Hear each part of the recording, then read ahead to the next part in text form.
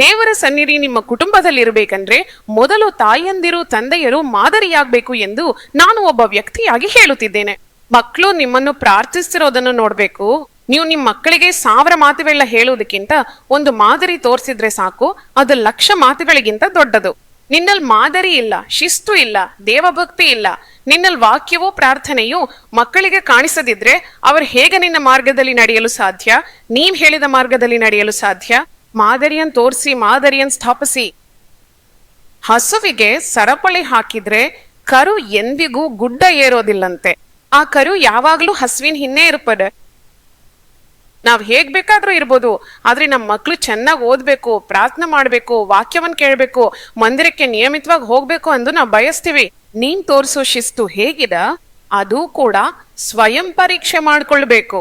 ಮತ್ತೆ ಶಿಸ್ತು ಇದ್ರೆ ದೇವರು ಖಂಡಿತವಾಗಿಯೂ ಆಶೀರ್ವದಿಸ್ತಾನೆ. ಅವರು ಪೋಷಕರ ಆತ್ಮವನ್ನ ಹಿಡ್ಕೊಳ್ತಾರೆ. ಪೋಷಕರಲ್ಲಿರುವ ಆತ್ಮವನ್ನು ದೇವರು ಮಕ್ಕಳ ಮೇಲೆ ಆಶೀರ್ವದಿಸುತ್ತಾನೆ ಎಂದು ಹೇಳುತ್ತಾರೆ. ದೇವರಿಗೆ ಸ್ತುತಿ.